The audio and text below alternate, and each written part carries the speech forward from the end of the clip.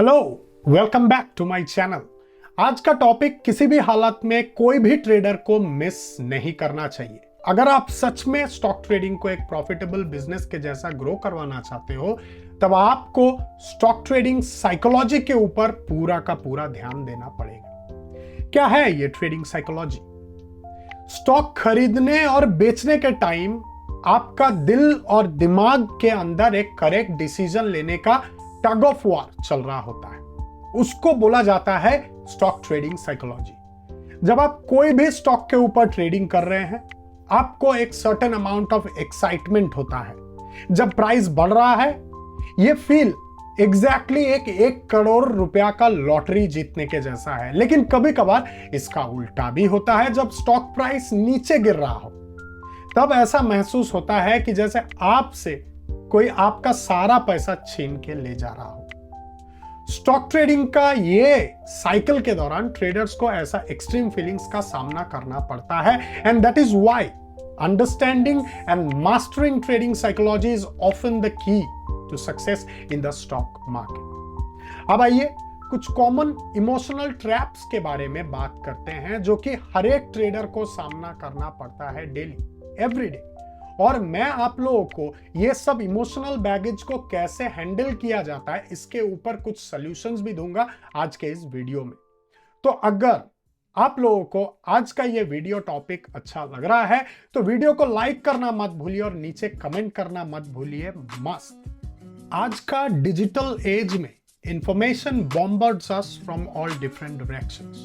With 24/7 access to financial news and data, it's easy to get overwhelmed. खुद को इस information pool से detach करना सीखो। Successful trading requires patience and the ability to wait for the right opportunities. अगला psychological factor जो कि मैं आज आप लोगों के साथ शेयर करना चाहता हूं, वो है confirmation bias. This bias occurs when we seek information that confirms our existing belief while ignoring contrary evidences. In trading, this can lead to overconfidence and poor decision making, and that is when traders make wrong choices. अक्सर traders अपने trading plan follow करना भूल जाते हैं और इसी के बाद शुरू होता है ओवर ट्रेडिंग का रास्ता। और ये रास्ता एक ट्रेडर को ले जाता है रिवेंज ट्रेडिंग के तरफ। ओवर ट्रेडिंग करने से एक ट्रेडर को लॉसेस भी हो सकता है, और कुछ ट्रेडर्स तो पुराने लॉसेस को रिकवर करने के लिए बहुत ज्यादा ट्रेड्स ओपन कर लेते हैं, जिसका अंत कभी भी अच्छा नहीं हो सकता। दोस्तों, ध्यान में रखिए कि over trading and revenge trading are your biggest enemies. Continuously educate yourself about the markets and trading strategies. Knowledge can boost your confidence. एक लॉन्ग टर्म माइंडसेट डेवलप करें और ये समझें that trading is a marathon, not a sprint. Wait for the right setups. Be patient during market downturns and avoid the urge to constantly jump in and out of trades. ध्यान देना, trading psychology master करने के लिए practice और patience का जरूरत होता है। ओवरनाइट कुछ भी हाथ नहीं लगेगा।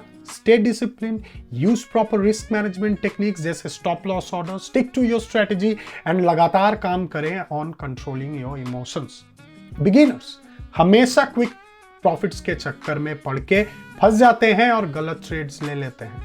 When stocks are doing well, you might want to make some money quickly, लेकिन ज्यादा लालच एक ट्रेडर को unnecessary रिस्क लेने पर मजबूर करता है। To overcome fear, it's important to set realistic expectations और एक solid trading plan का जरूरत होता है। ध्यान रखें, losses are a part of trading and it's essential to stay disciplined and not let fear drive your decisions. To manage greed, it's crucial to set proper profit targets and stick to your trading strategy. Don't let greed push you into taking unnecessary risks or holding on to your losing positions for too long. I know trading can be stressful and it's easy to let emotions cloud our judgments. Emotional balance means staying calm, focused, and objective during both winning and losing trades. Stock trading psychology को समझना एक trader का success के लिए बहुत important है. By managing fear and greed, by overcoming confirmation bias, by practicing patience and maintaining emotional balance, you can develop a solid foundation for your stock trading journey. अगर आप लोगों को आज का ये वीडियो हेल्पफुल लगा, then don't forget to hit the like button and please do subscribe to my YouTube channel for more insightful content. And please do let me know in the comment section your own opinion about trading psychology. Until next time, happy trading.